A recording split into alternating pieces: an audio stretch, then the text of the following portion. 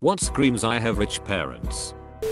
Asking why you don't have the newest phone. These group of girls could not understand why I could not just ask my parents. Inviting you to do something somewhere expensive without a second thought. Super weird showing up somewhere to meet friends and realizing 1. You can't afford this activity and 2. Your friends aren't even aware of the cost. That's when the light bulb flickers on and suddenly, all the strange things you noticed make sense. They're rich. I work with a guy who reminds people nearly every day that his parents are retired millionaires. He's on his way to success, and he's only doing this job temporarily, and that his friends/family constantly ask him why he's wasting his time there. I wish I was exaggerating, but it's almost some kind of defensive impulse he has. I guess he used to make 6+ figs, but that all went away, and he will bring it up the very first time he meets you how this job is pennies, and he's so much better than it. Cringy conversation every time. Not knowing what dust is. One of my sister's classmates was living on his own for the first time in NJ. He's from Jordan. After a few weeks he complained about this weird powder building up in his apartment, which didn't happen back home, so it must be a NJ/us thing. Seems his family had a very diligent dusting staff. Edit. Whoa, this blew up. So, just to clarify a little, I think it was specific to household dust, that is dead skin and such. I do remember part of his complaints told to me secondhand, admittedly being that he was extra careful closing windows and trying not to track dirt inside. He actually turned out to be a good guy, certainly smart enough to pass the boards, so think a book smart rich kid who's out of touch with that kind of domestic stuff. I'll never forget one guy I went to college saying that's all you got when I told him I got an iPad mini for Christmas. Here was me thinking I'd been spoiled that year. Mention offhand I'm tired from work. Get asked how much I work. Say a full work week 5 days, 8 hours, the norm. Get a shocked face, and could you not ask for less hours? Yeah, but I want to, you know, eat and be able to stay in uni come summer's end. The point where I find they have a completely different relation to work, if they even work. As a young woman, I always notice that teenage girls with new expensive phones, usually Apple, designer bags, sunglasses, and watches. Always a perfect manicure, lash extensions, etc. Expensive to maintain. I remember 15+ years ago I was in 6th grade in Memphis and girls had those fake nail manicures. I begged my mom to let me have mine done, and she was like absolutely not.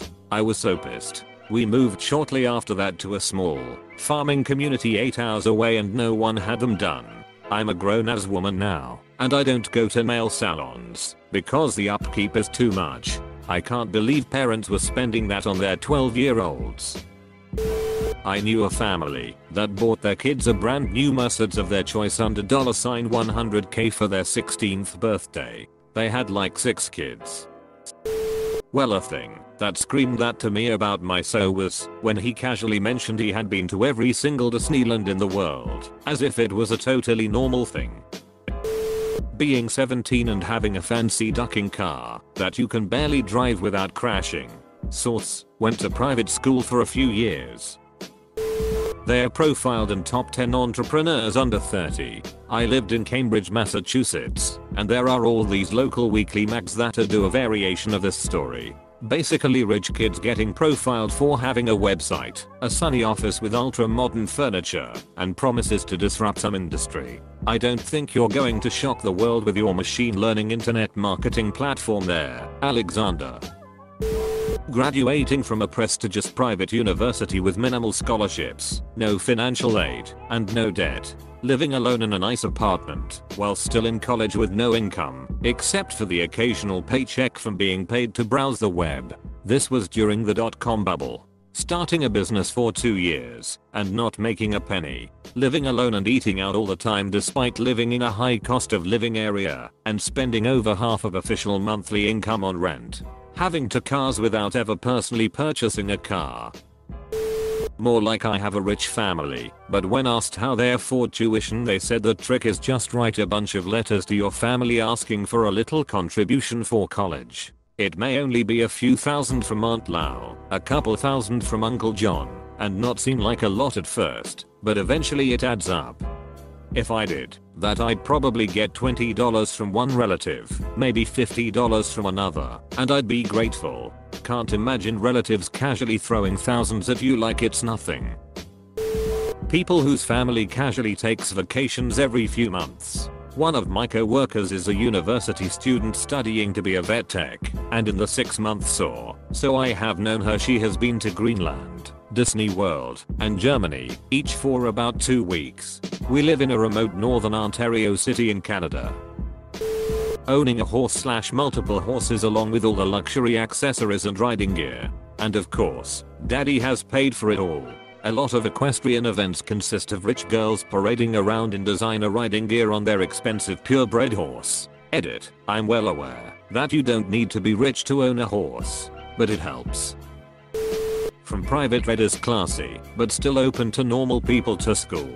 Had Arab kids drive to school in rented fiery orange Lamborghini because we can mate works in the adept at the same place we both finished school there about 10 years ago now. He came back for the job. He routinely tells me of stories where Wangston students break laptops, iPads etc and want them replaced within the hour, because well you must have an extra for me. Leaving boarding house students routinely left behind new gen consoles, expensive clothes Guxy, Lacoste, Prada etc I mean kind of expensive, and whatever else costs an arm and a leg when they'd leave school.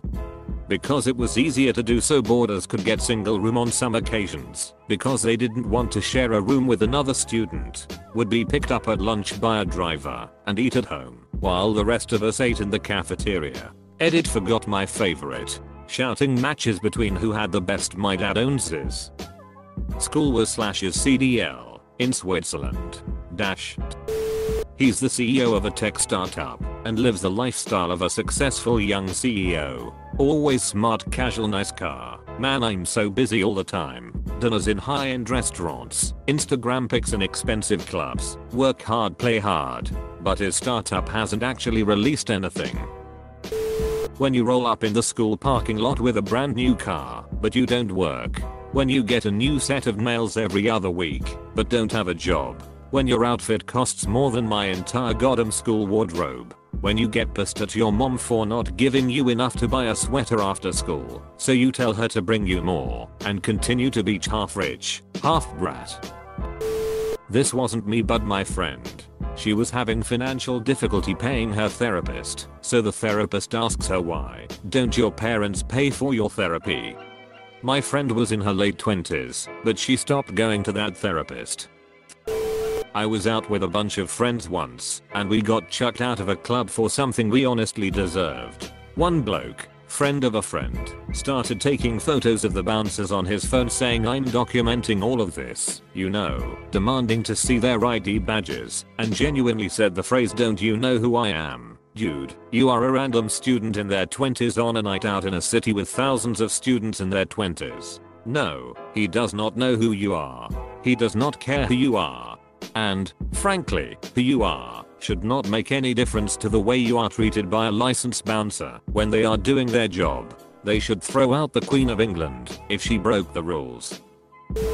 So the president's son joined my department a couple months ago. Some of my co-workers and I bought a ticket for a big lotto jackpot, and were talking about what we'd do with our share if we won. Obviously, most of us would be retiring 5 million per person that bought the ticket, to which he said 5 million is not enough to retire off of at 30. Same guy, we are talking about investing money. Forget how the conversation went exactly, but I said I could probably retire off of investing 1 million at a 5% interest rate, and live off of the interests alone. To which he said that's crazy. Nobody can live off of a taxable 50k annual salary. To which I answered, oh, so you're gonna get your parents to give me a raise then, right?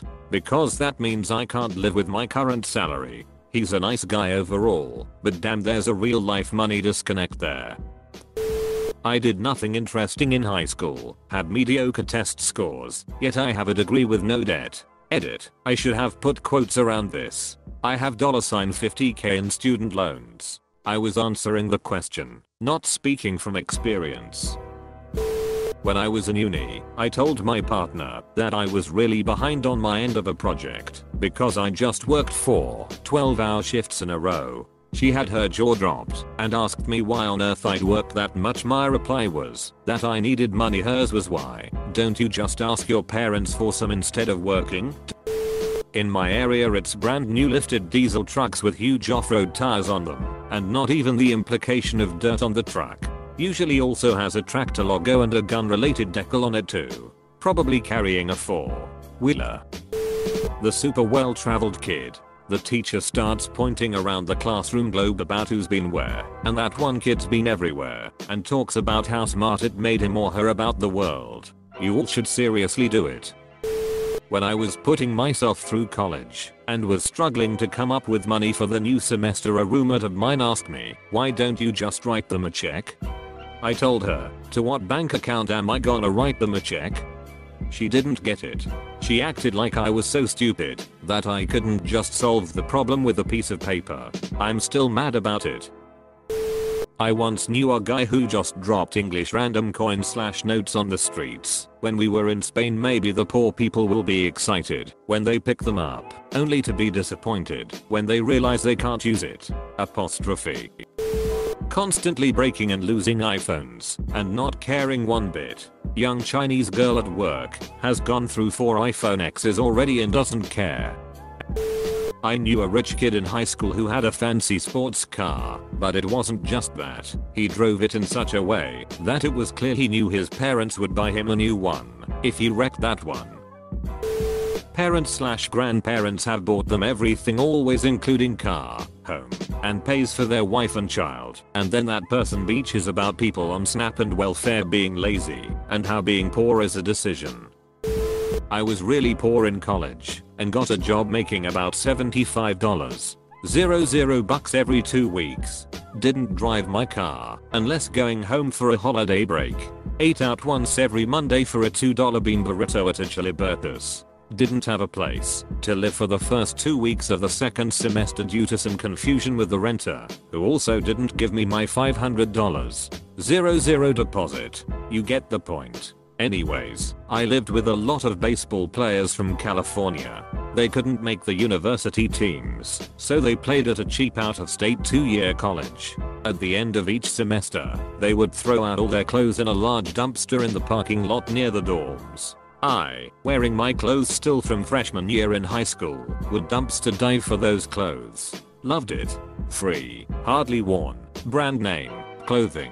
I'd get a ton of comment and scoffs from people while I'd be wheeling these clothes into garbage bags. One guy though, didn't know his name, helped me out one time though. Very nice of him.